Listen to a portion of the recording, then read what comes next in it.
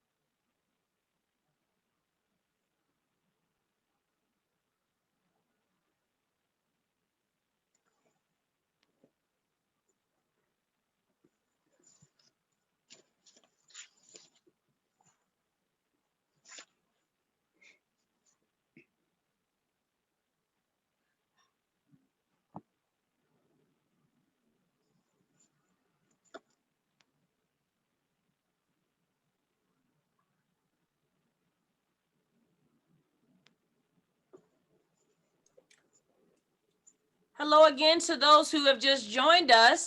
Welcome to the webinar for today for the funding opportunity announcement. If you guys can, drop in the chat and let us know how you guys found out about the webinar. Share with a friend and with the friend and with the friend. Welcome. We're going to get started just to go over some of the logistics for today. If you have some discussion things you want to talk about back and forth in the chat, that is awesome.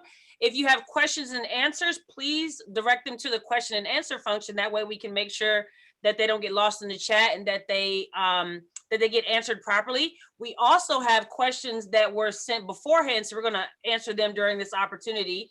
So if you guys are calling in, you guys should have received the slides in an email. If you need an email, please, I'll put my email in the chat for you guys to send it to me. And I'll send you if you ask for the slides and need them and didn't get them, I can resend them. But yes, so welcome, and I hope you all enjoy the webinar. Bring all those questions. We want to get all them answers so you guys have everything you need to apply. So Michael, take it away. Very good. Thank you, Ashley. And thank you out there for your interest in this, because as we all know, this is important work, and I welcome you to join in it. I'm Michael Simpson. I direct education and workforce through the Office of Naval Research. And we're going to go through the slides that you should have a copy of, so you can follow along later if you wish. But certainly now in this presentation, we'll go through the slides. And there were some questions that were submitted before this webinar. We will get to those questions at the end and answer the questions we got ahead of time.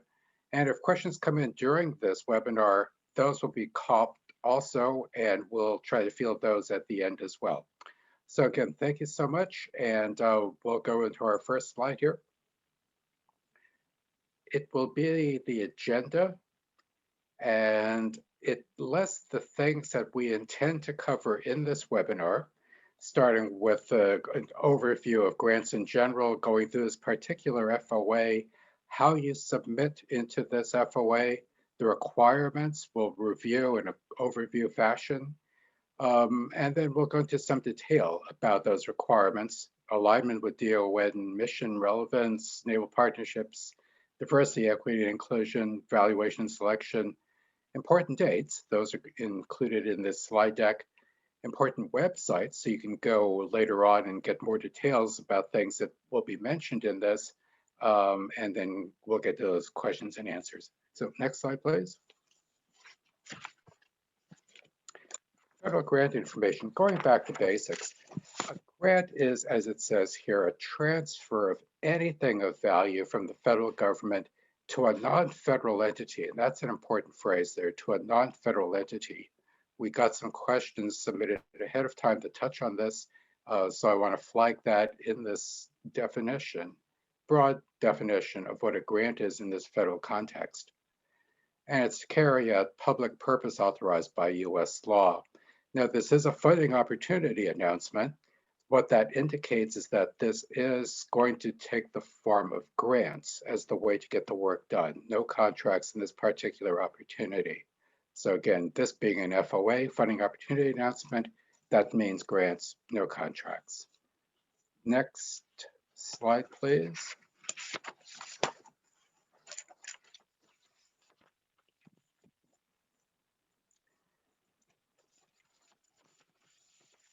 So here we have some discussion in an overview sort of fashion about this particular funding opportunity.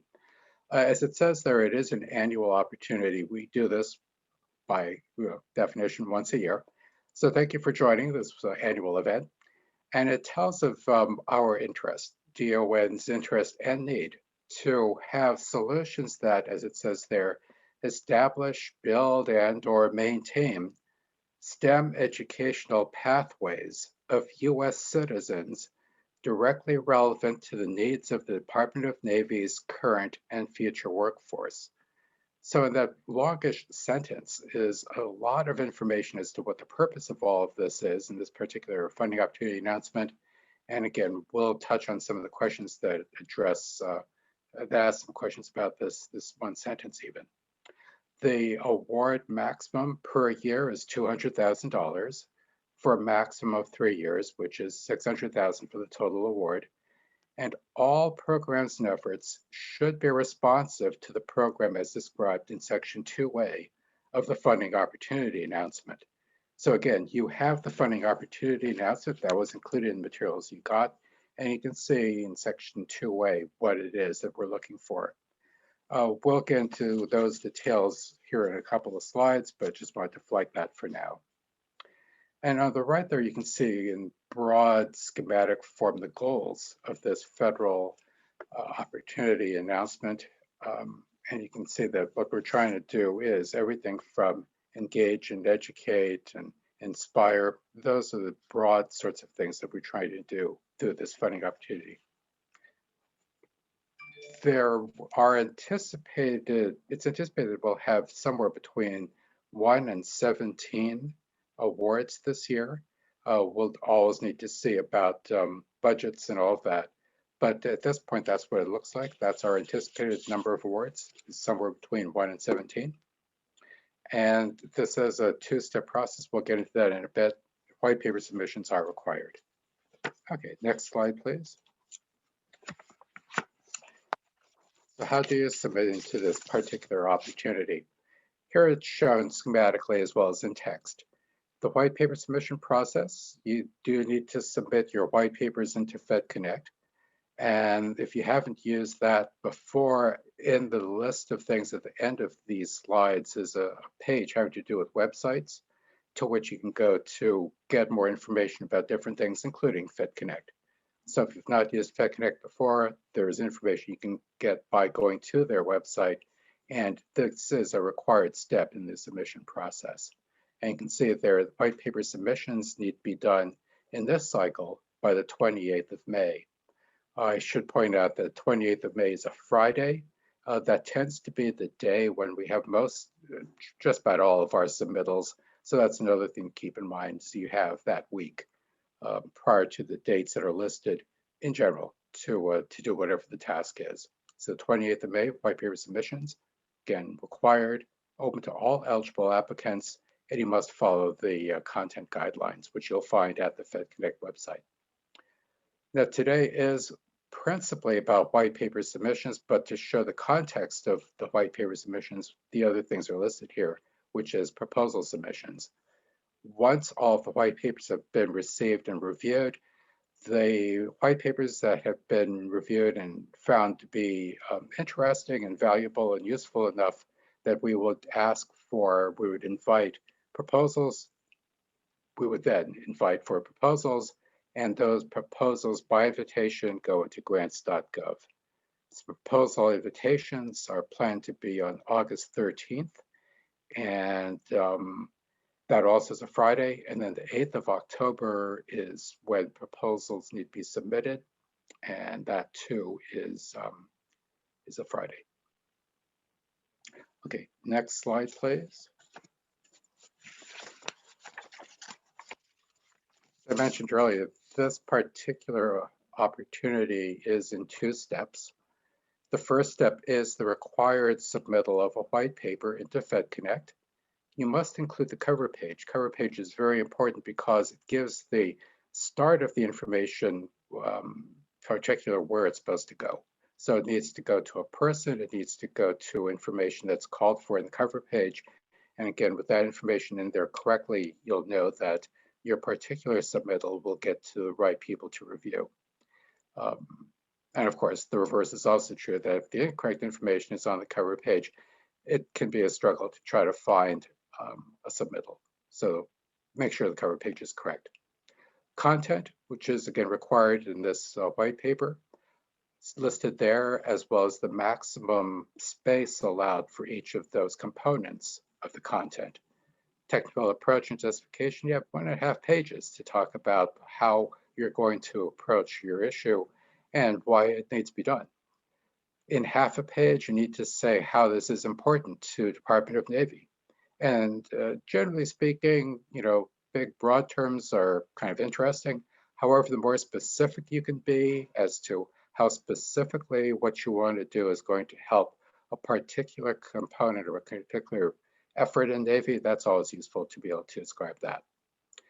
Naval partnerships are not required, but they are suggested and encouraged. And in half a page, you can say who you think in Department of Navy would be working with you as a partner, not in a monetary sense, but in a thought sense and in other ways that are not monetary. But again, to try to establish and reinforce the naval relevance by having people in the Department of Navy actually partnering with you. Again, it's not a required piece of content, but partnerships are encouraged. Metrics of evaluation, what is it you're actually going to measure so that later on it can be determined objectively whether the goals were achieved, whether the project was successful, what is it you want to measure and how will you do it? How will you evaluate it? Half a page to describe that, and half a page to give roughly how much you think it will cost and how those funds are going to be used. Those are the content pages.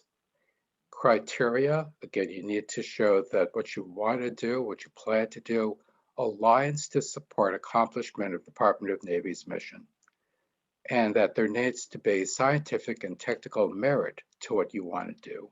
So it has to be something real. The viability over the course of the grant funding period and beyond is an important consideration because in every case, the funds here are, you can think of it as, pilot or demonstration or something along those lines. It is not for the purpose of sustainment. These funds are not to keep something going for years and years and years, but to establish something as a success. And then in your writing, you would say how what you want to do is going to succeed, and that you also have a way for the idea to succeed over the long term beyond the particular funding from this opportunity. There's also a piece of criteria here, and that is diversity, equity, and inclusion, DEI, as we call it, and other places do as well. And it is very important. In fact, we'll get to how important diversity, equity, and inclusion are as part of your efforts. So it does need to be included in there, integrated into what you're trying to do. And it is a very important criterion, equal in weight to the others, in fact. We'll talk some more about all of these in a couple of slides. Next slide, please.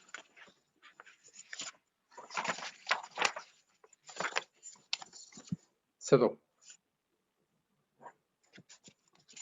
the alignment with the UN mission, again, as was mentioned previously, you should show that it aligns to help make sure the Department of Navy accomplishes its mission. And when it's feasible to show partnerships with naval communities, that's a thing that is encouraged.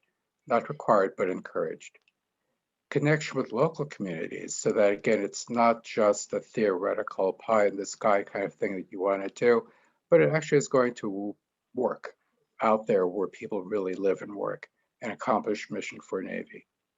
And it needs to address the Department of Navy needs of target communities that are in particular of interest in this particular opportunity. Secondary education communities, post-secondary education communities, informal science communities, so that would be museums and other kinds of outreach, informal science communities, as well as current naval STEM workforce. So if you have an idea that targets those communities, that's good. Those are the kinds of things that we're looking for. And again, we'll get to some of the questions. We'll get to the questions later, and there was one that touched on this. Target communities, again, secondary education, post-secondary, informal science communities, and current naval STEM workforce. Now, all of it needs to address the Naval Research and Development Framework and Addendum topics that you can find out there. That's referred to again in the website page at the end. Augmented warfighter, integrated and distributed forces, operational endurance, sensing and sense making, and scalable lethality. Those are all listed in the Naval Research and Development Framework and Addendum. So again, the kinds of things that you might be trying to achieve should align with those and address those. And again, be specific on how your program aligns with the Department of Navy mission. Very important there. Next slide, please. Naval partnerships. Talked a little about this so far. Let me emphasize again. Naval STEM Stakeholder Organizations, which are in the Secretary of the Navy Instruction 3900.45, the Naval STEM Stakeholder Organizations are, you can think of them as where the work actually gets done out there, on ships, on the ground. It's where you would be actually implementing what it is you would do if you got the grant to turn this into a real project. So partnerships may help show naval relevance of your program, and while it's not a requirement, it is highly encouraged because again, it shows that real naval relevance of what you want to do. The Naval STEM Stakeholder Organizations are the locations where localized and community education outreach efforts occur. Again, SecNav Instruction 3900.45A talks about these NSSOs, and the option exists to partner when it's in the best interest to the Department of Navy. So not required, but again, highly encouraged to have those partnerships. White papers should, if applicable, identify potential naval partners, points of contact, POCs. So again, it's a real thing. It's not just a good idea, but it's actual and very real. With a brief description of how you will go about identifying and arranging those partnerships if you were to move forward with this. Next slide, please.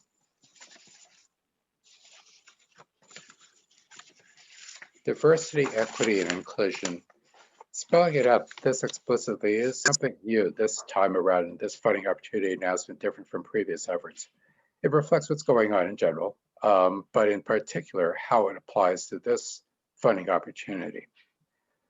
It is to include outreach to and inclusion of underrepresented individuals, It should aim to develop programs that mirror demographics of local communities or results of the US Census. And that should be a starting point. That should be a basis. It doesn't mean you can't go beyond that, but it should aim to at least mirror the demographics of the local communities and or results of the US Census. And it will be weighted equally to the other criteria listed in the funding opportunity announcement. So DEI, diversity, equity, and inclusion is very important. And in relation to this opportunity, that's what we mean. And that's the kind of thing that we look for, we'll be looking for in what you submit. When it talks about underrepresented students in STEM, here are the major ones that we've listed. Military-connected students, low-income students, racial and ethnic minorities historically underrepresented in STEM. In certain STEM fields, females are underrepresented. Students with disabilities, students with English as a second or tertiary language, first-generation college students, students in rural, frontier, or other federal targeted outreach areas and schools. So those are the underrepresented students that we're referring to in this opportunity. So the white paper should include diversity, equity, and inclusion efforts as part of the technical approach and justification. Next slide, please.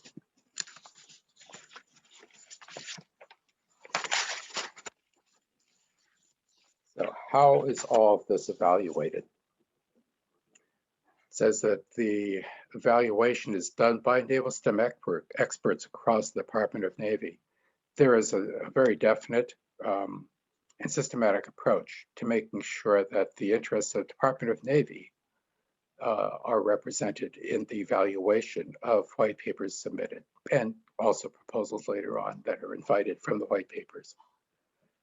The criteria outlined in the FOA, so definitely keep looking at those when you're coming up with your projects and how you're going to execute. And in the evaluations, the white papers are viewed independent of each other, meaning that we are not comparing one to another. We look at the white papers individually and determine each one on its own merits to decide whether to invite a proposal from that white paper or not. So that's the white paper evaluations topic here. If upon successfully going through the white paper evaluation, there's invitation for a proposal, it's based on feedback and recommendations from the evaluators of the white papers. It's sent out by the Naval STEM Coordination Office. Some of us are known as NSCO. And the goal on that is the 13th of August. NSCO will provide feedback upon written request for both invited and not invited white papers. You can see the dates there on the right. Published the FOA, that's been done. That's partly what I think you're aware of, as you're responding to that published FOA. White papers need to be submitted by the 28th of May. The Department of Navy process and evaluation will happen, and proposals will be invited from the selected white papers on the 13th of August. So that's the white paper evaluation and proposal invitation process. Next slide, please. Important white paper dates. Again, you can see these here listed, and we've been covering a lot of these just in this webinar. 26th of May, 28th of May, you must submit with a cover page. Again, so it goes to the right place. The PO needs to be me. PO email is given there. Late submissions will not be accepted, and the absolute deadline for that is 11:59 p.m. Eastern time on each submission. 4th of June, applicants will receive submission receipt from NSCO. 9th of June, submit inquiries. If you've not received a receipt of your white paper submissions from NSCO, please submit an inquiry by the date listed. and 13th of August, decision notification from NSCO. So these are important white paper dates that we've got. Let's go to the next slide, please. Important websites. I'd mentioned this earlier, that here is where you can go to get further information about some things that were touched on here in this webinar and other things that you might want to pursue just, as interest. Federal grants in general is the very first entry. That's where the overview at the start of this came from. Department of Navy, you can find more information about Department of Navy and its interests and needs and requirements at that website. Focusing down from DON to Office of Naval Research, you can go to the ONR website to get more information about what ONR is really interested in, really needs. To look at Naval STEM, you can go to that particular website. The Naval R&D framework that I referred to earlier, to get into that document, you can use that website. And ONR funding opportunities are listed there. You can go to the ONR website, or you could go to grants.gov to get information about ONR funding opportunities. For information and how to use FedConnect, go to the FedConnect website, fedconnect.net. Then how to submit ONR cover page. There's a site there for you to get that information. And when you submit your proposal, grants.gov will receive your proposal submission, and that's the grants.gov address. If you have questions about this Department of Navy STEM funding opportunity, address your questions to DON STEM grants at navy.mil. And that's where we will get your questions about this particular DON funding opportunity. Okay, so that's the content in the slides that you have. And we did get some questions submitted before the webinar, which we will address sequentially. The first one that came in, question A. Yes. So the first question is, what is the targeted age group for the FOA? Thank you. The age group that's the target, the answer to that is found on page 6 of the FOA. There's a statement there talking about students of all ages. There is also a statement that primarily secondary education, post-secondary education, informal science efforts, and then current workforce. Those are things that are listed in terms of primary. So we talked about that briefly in the webinar so far, but yeah, in direct answer to the question, students of all ages, but primarily secondary education, post-secondary, informal science, and current workforce. So that's the answer to question A.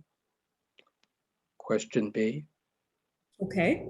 What are the possible metrics of success that you are interested in seeing for this FOA? For example, diversity within a certain control group over several years, or less students leaving a given program, etc. Great, thank you. Yeah, going to the FOA again, which is the important document here. Page 32 has criteria listed. We touched on them briefly in the webinar. This is to align with and support the Department of Navy mission accomplishment, scientific and technical merit, program viability during and after the award, and diversity, equity, and inclusion.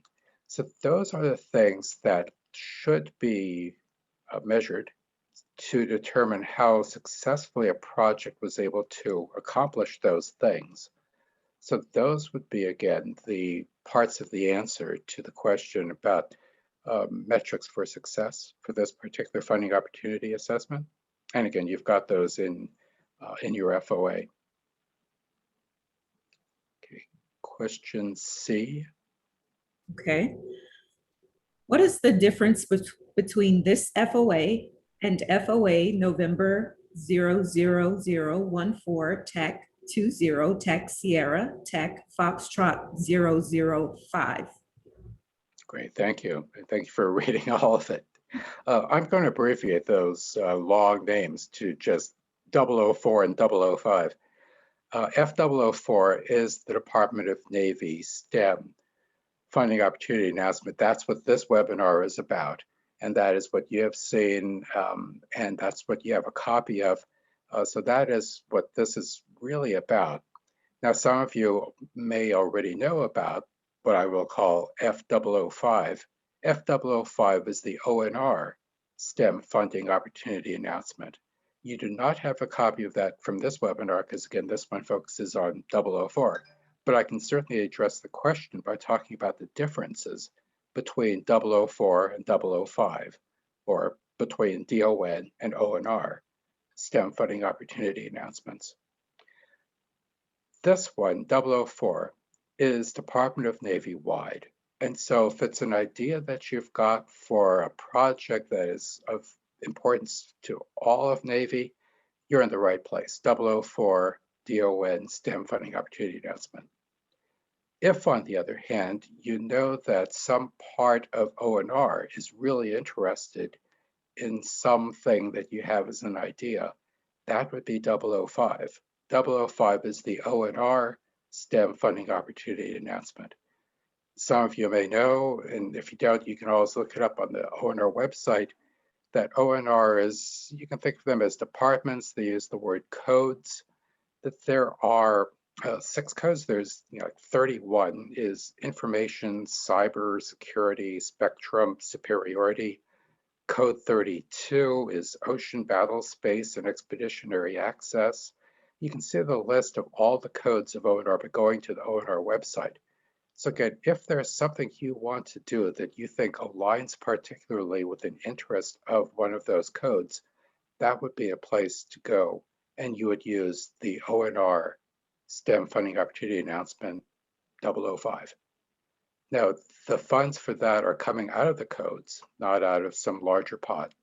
So that's another consideration. But yeah, if you want to pursue something that particularly aligns with an interest within one of the codes or some of the codes in ONR, 005 ONR STEM FOA is the place to go. There is no prohibition in applying to both. The work needs to be different ultimately if the work is to be awarded, but you can certainly apply to both. Again, DON, wide interests in 004, that's what this webinar is about. 005, that's the ONR STEM funding opportunity announcement. That would be a separate effort on your part if you want to pursue that. So I hope that clarifies things. They are running in parallel right now. They are both open, both 004 and 005. And again, there is no prohibition in applying. You can apply to both if you wish. And it's just, again, whether you may actually already have a relationship with somebody, a program officer in one of the codes or some of the codes that you might want to pursue or continue to pursue as STEM work in particular interest, in particular support of particular code. That's question C. Question D. Yes.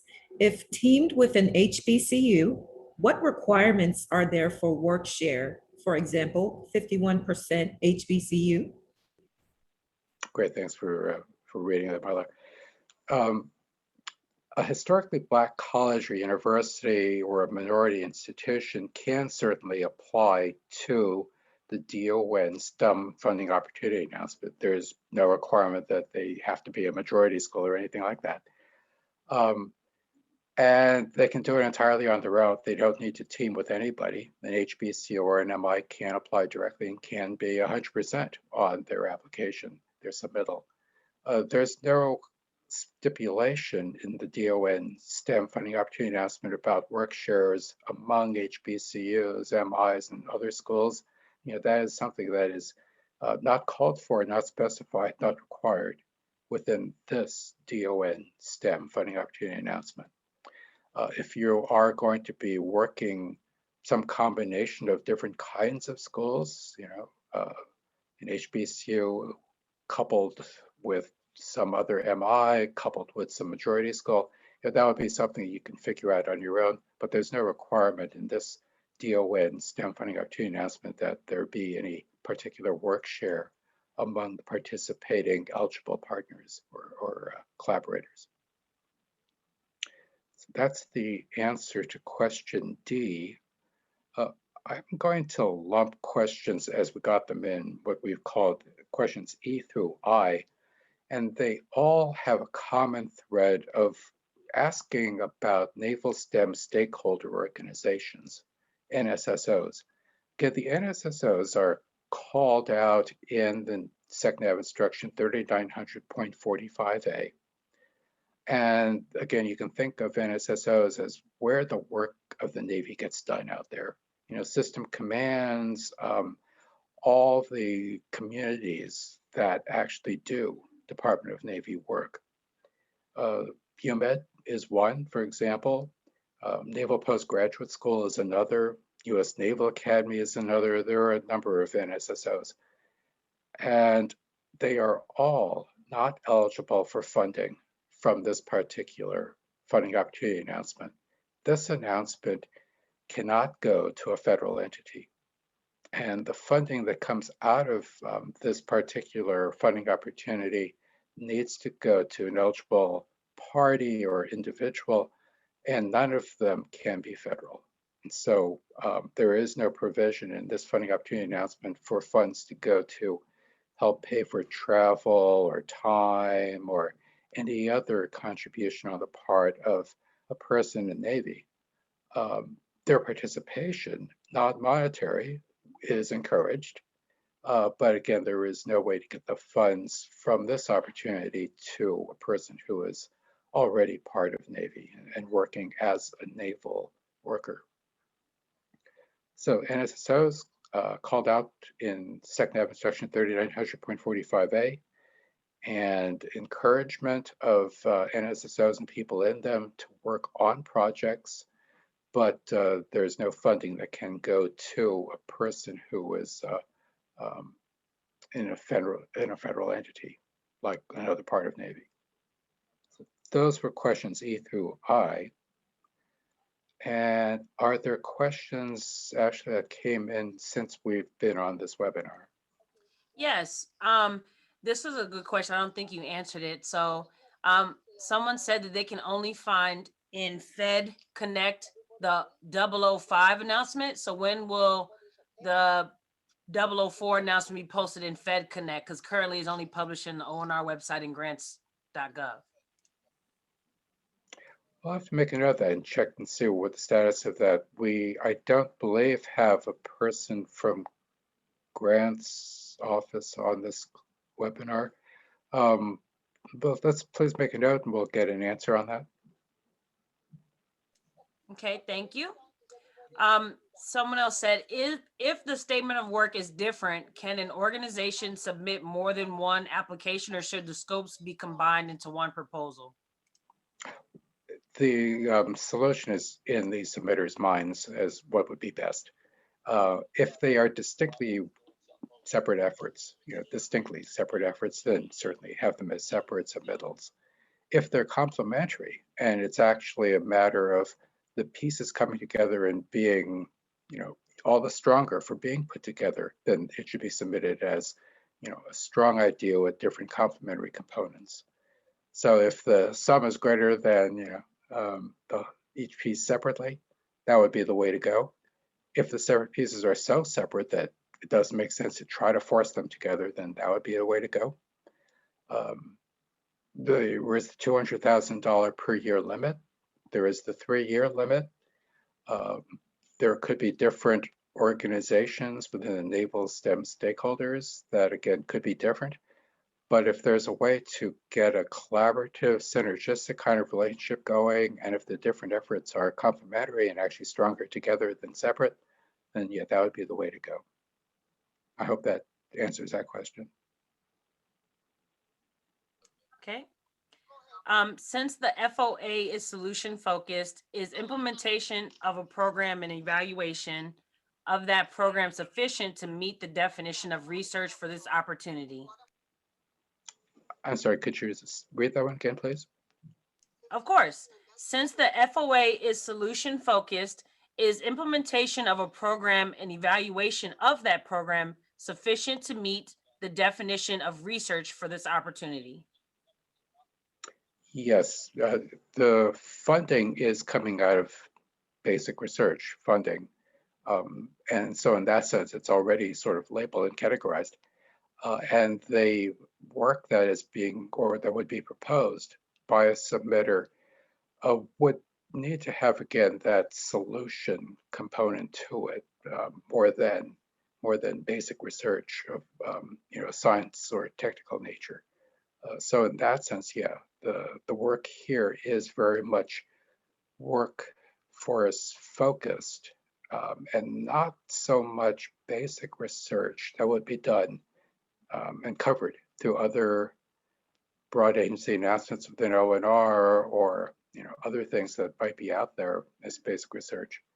This would be STEM workforce focused, and that would be the distinguishing characteristic of successful submittals to this particular FOA. Okay, thank you. So someone else has a question regarding the preservation of IP for the government. Can the government partner require the university partner to sign an NDA and relinquish IP rights and still be eligible for the FOA? Adam, I'm glad our legal person, Adam, is on this webinar. Do you have an ability to respond to that, or how would you like to address that question?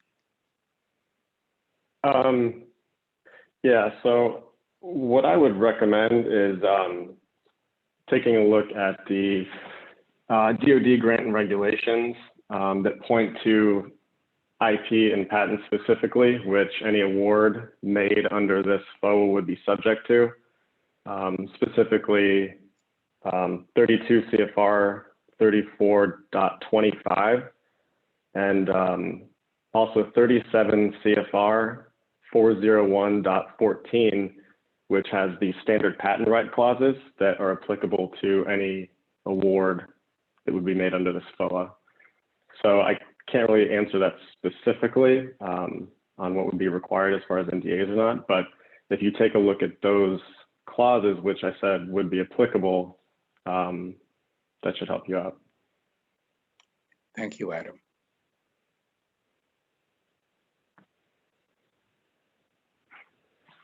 Are there other questions? Yeah, sorry, I was looking for my mute. So can you briefly discuss the requirements for fundamental versus non-fundamental research if all awards will be grants, but not necessarily made to universities? The focus is again on educational capacity to produce people who have the skills to make discoveries and solve problems for the Navy. So to the extent that it's the people that's the focus, as opposed to the research that the people might be working on, either in the current time or future time, there's a distinction there that I think might help clarify the focus of this funding opportunity, which is the people to have the skills to solve the problems and make discoveries for Navy, but not actually so much the work that they're going to be doing to make the discoveries. In other words, to do the basic research. If that helps clarify things. Thank you. What is the best way to explore partnership with Naval STEM Stakeholder Organizations? I found a list of organizations, but it would be helpful to have a list of POCs. Does something like this exist? It exists in a way, and there are ways of trying to do it currently. Let me talk about the historical document that exists. It's in the ONR STEM website still. It's a 2019 document, and it talks about back then locations where naval STEM work was being done and POCs in those areas. A lot of it is still relevant, and it's still out there as a document.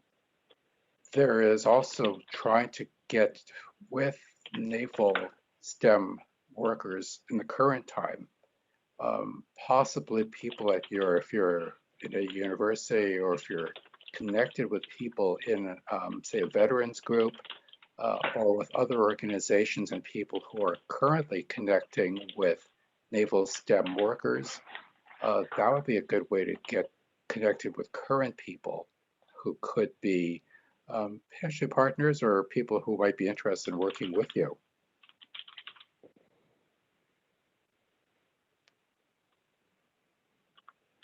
Okay, thank you. So you've listed 5 Department of the Navy research interest areas that projects should target, but it is unlikely that secondary students, for example, would have any opportunities to learn about such sophisticated subject matters. Is it acceptable to propose prerequisites for those areas such as advanced mathematics, physics, or engineering? Absolutely, and because none of this is done in isolation, a concept of continuity is there embedded in a lot of this, meaning that everything that is done is based on something, and that includes people's capabilities.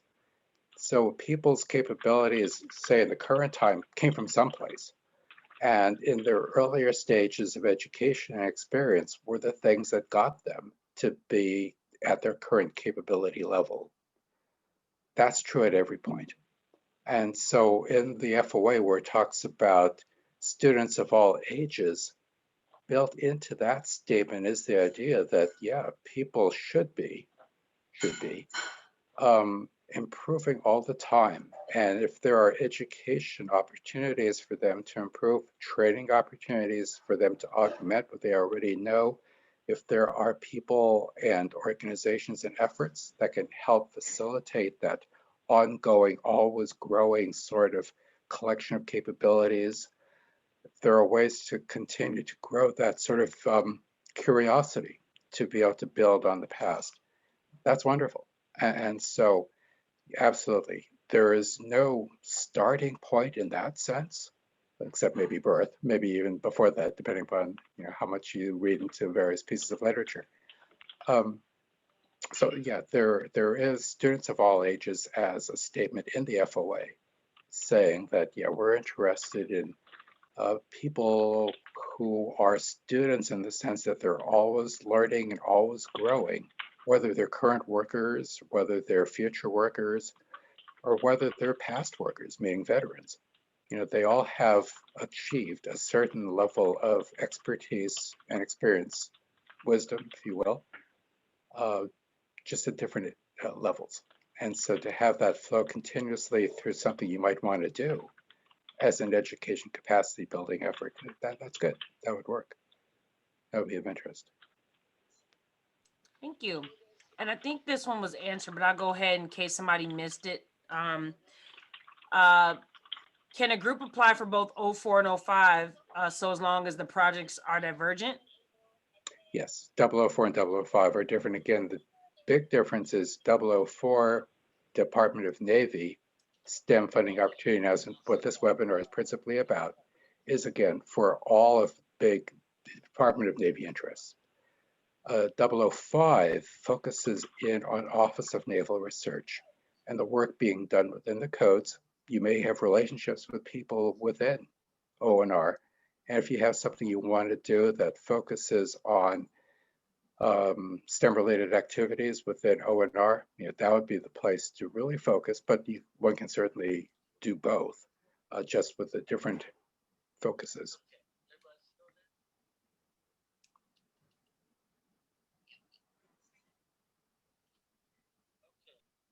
Okay. Let me see.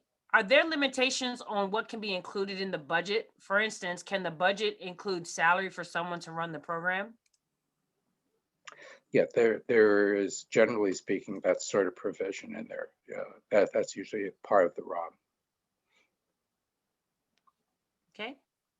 Are we required to have an already established collaborative relationships with DON investigators? Because not everyone has such type of relationships. Those aren't required, no, and that is part of, I guess you could call it the opportunity here, is to make those kinds of relationships, if you don't already have them, to augment them if you already do, and to expand them as what you want to do becomes better known in wider circles. So all of those are, again, signs of growth, depending upon where you're starting from. And those are important aspects of an effort, that they start someplace and that they grow and get stronger and more vital. It touched on in that idea that the viability of the project, even after the period of performance of this particular funding effort, is a way of seeing and saying how what you want to do has an importance beyond this particular effort. Thank you. Just two more questions. And guys, these are great questions. Keep them coming if you have them. Someone said, where can we find detailed descriptions of the various projects being worked on by the DON investigators so we can see if their ideas or projects align with any of them? You mentioned that collaborations or connections with DON is highly suggested. So we need to have this information to be able to determine if we can make connections to work with the DON. They looked for websites that you gave and they do not see this information. Okay. At the front of the question, did they say Department of Navy or did they say Office of Naval Research? I said Department of the Navy. Okay, that's broad. Okay. Yeah, I was going to say on the Office of Naval Research, let me start with that, which would be the 005 funding opportunity announcement. Within the Office of Naval Research website is a section called Technology Areas. And under the Technology Areas, which you can think of as a tab in a spreadsheet, are the names of people within ONR and the technology issues that they work on, who they are, where they are, and the kinds of things they're interested in. That's ONR specific. To broaden to Department of Navy to get to actual individuals, I'm not aware of something like that that would cover DON. If there's a way to stay connected, if you want to ask that question offline, maybe we can come up with some suggested avenues of getting that sort of information, because there certainly are organizations out there that know and seem to know how to connect with whom. So yeah, if you want to follow up offline, please do. Okay. If a new facility generation or renovation is required to house the equipment for the project, is such a renovation cost allowable? Depends, meaning that certainly if all the function was to just build a building, that probably isn't going to happen. However, depending upon how the story, what the strategy is, depending upon how that is conceived and then presented, if again the pieces are so interwoven as to be absolutely essential to mission accomplishment, that would be a certain story that could be conveyed. So again, it would be a matter of how it was presented and how it was thought about and presented. Okay. And one more question. Can you post the clauses that you mentioned earlier? I'm sorry, Ken. It says, can you post the clauses? Post the clauses? Not sure. Oh, maybe Those should be posted in the chat area. Do you see them? Oh, okay. Oh, Adams. Okay. Got it. Okay. Yeah, that's, I see 52 comments in the chat box there.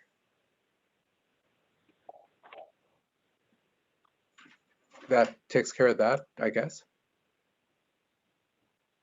Yes, thank you. It doesn't look like we have any more questions. Certainly, if there are other questions that come up in the slide deck that you have, there is the statement about DON STEM. Feel free to email that. And I thank you for your interest. And definitely, if you want to follow up offline, please do. And we'll keep building on your capabilities, and thank you for being interested. So also, yes, guys, if you did not get the slides, if you registered a little bit later, the email to send your questions are DON, DON underscore STEM, STEM underscore grants at Navy.mil. Again, that is DON underscore STEM underscore grants at Navy.mil. So send your questions there, because if you send them to me, I'm gonna send them to them. Thanks, guys. Very good. Thank you again so much. Thank you. Be in touch. Bye now.